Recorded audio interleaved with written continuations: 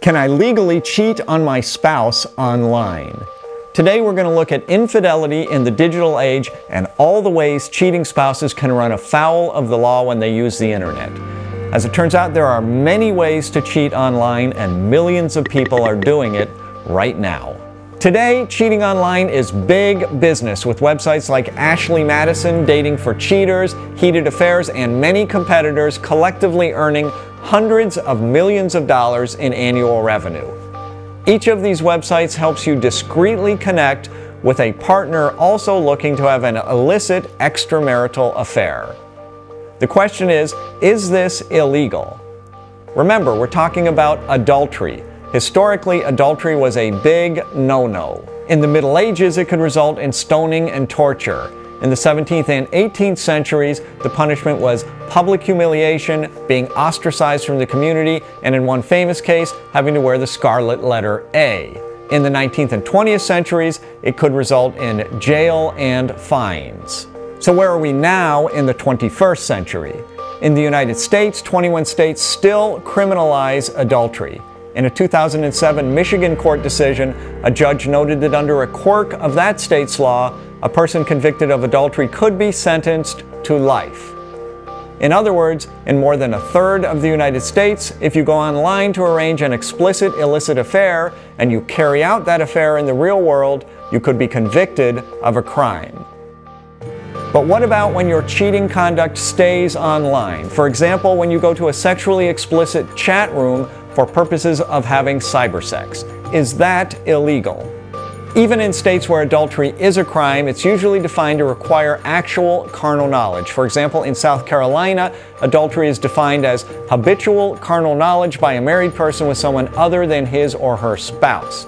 Obviously, participation in a chat room does not arise to that level. However, that's not the end of the story. There are many ways to run afoul of the law in cybersex. The most serious is participating in explicit sexual conduct with a minor.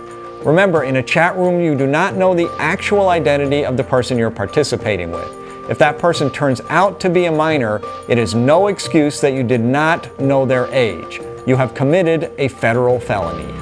This federal statute makes sexual activity involving a minor a crime. Sexual activity has been interpreted to include participating in a chat room.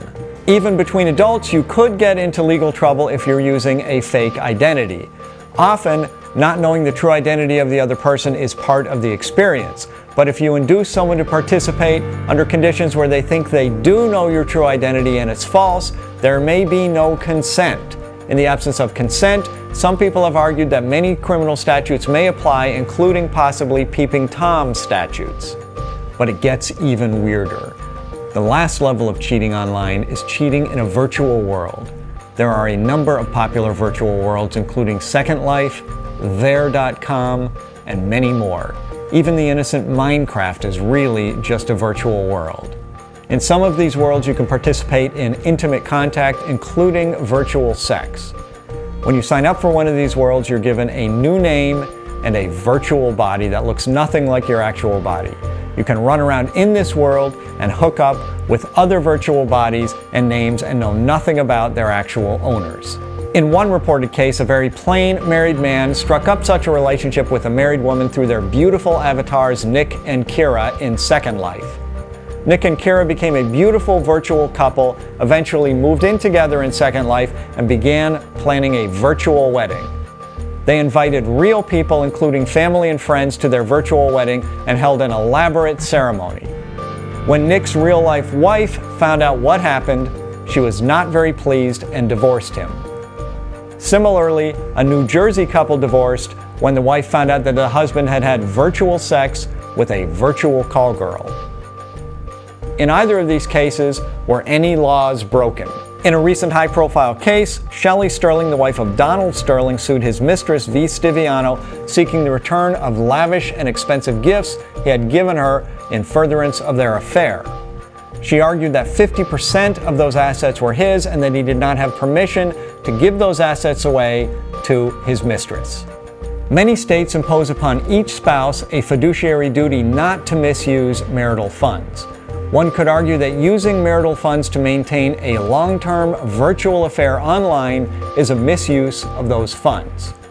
These are just some of the legal issues you run into when you're cheating online. If you like this episode, be sure to share it. Also be sure to check out our other shows at bloblaw.com. You can also check out our Facebook page, there's a link below. I'm your host, Jon Deer. We'll see you next week, right here for another episode of Blob Law.